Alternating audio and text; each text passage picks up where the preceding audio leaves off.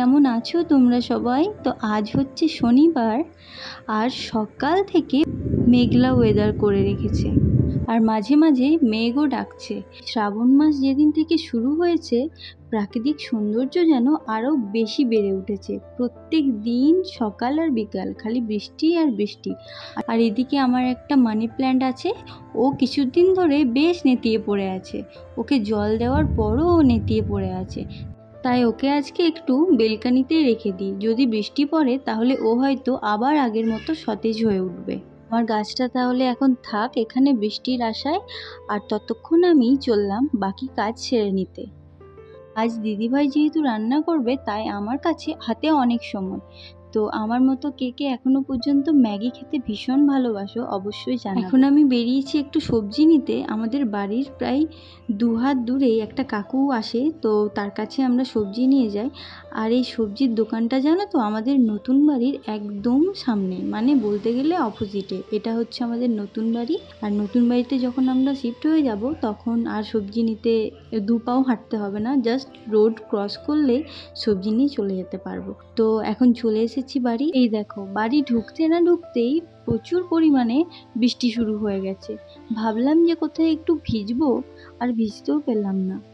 আচ্ছা যাই হোক, আমি না ভিজতে পেলেও আমার গাছটা কিন্তু ঠিকই ভিজছে এখন। এই যে দেখতে পাচ্ছ তোমরা এই জঙ্গলটা, এটা হচ্ছে আমাদের বাড়ির পাশে একটা ফাঁকা জায়গা। আজ দীর্ঘদিন ধরে পড়ে আছে বলে এখানে প্রচুর জঙ্গল তৈরি হয়ে গেছে।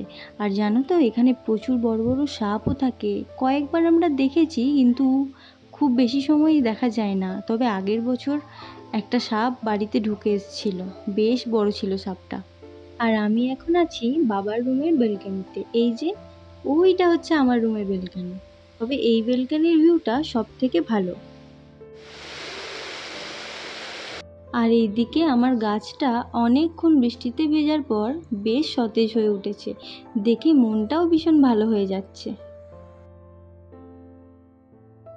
আগে আমি বৃষ্টিতে ভিজলে আমার বেশ মাথা ধরে যেত, কিন্তু এখন আর আমার সেরকম কোনো অসুবিধে হয় না। তাই আমরা মাঝে মাঝে লুকিয়ে লুকিয়ে বৃষ্টিতে ভেজার জন্য ছাদে উঠে পড়ি। আর এই বৃষ্টির মধ্যে আমার কাছে মিশো থেকে 2টো পার্সেলও চলে এসেছে। তো এসেছে একটা ক্রপ টপ, যেটা সত্যি ভীষণই সুন্দর এসেছিল। পুরোপুরি কটন সিল্কের ওপর, কোয়ালিটি এত সুন্দর যে মনে হচ্ছিল কোনো ব্র্যান্ডেড কোনো একটা টপ। তো যাই হোক, দামটাও বেশ কমই ছিল আর পুরো স্ট্রেচেবল, তো খুব সুন্দর ছিল। জানি না কতটা কি হবে কিনা, মনে হচ্ছে একটু ছোট হতে পারে, বাট পরে দেখব। আর একটা এসেছিল আমার মিডি স্কার্ট, যেটা ওই টপটার সাথে আমি আলাদা করে কিনেছিলাম, বাট ম্যাচিং করে কিনেছিলাম যাতে 2 পিসের মতো পরলে দেখতে বেশ ভালোই লাগে। তো টপটা মনে হয় আমাকে রিটার্ন করতে হবে, তো যাই হোক পরেই দেখি। তো এই যে আমি পরেছি ড্রেসটা, আর এটার সাথে ম্যাচিং করে আমার একটা ব্রেসলেট ছিল, তো ওটাও আমার হয়ে গেছে এটার সাথে ম্যাচিং। আমাকে আর আলাদা করে কিনতে হবে না। আর যে গলার এই নেকলেসটা পরে আছি ওটাও ম্যাচিং হয়ে গেছে। ভালো কোয়ালিটি মানে মিশো থেকে সারপ্রাইজই বলতে পারো। আজ যেহেতু উইকেন্ড তাই বরের সাথে একটু ঘুরতে বেরিয়েছি। আমার আবদার যে প্রত্যেক উইকেন্ডে আমাকে ঘুরতে নিয়ে যেতেই হবে। কি সুন্দর আকাশটা, তাই না? তো এখন আমরা ঘুরে টুরে আবার বাড়ি ফিরে যাব। তো আজকের মতো এইটুকুই। আপনারা সকলে খুব ভালো থাকবেন।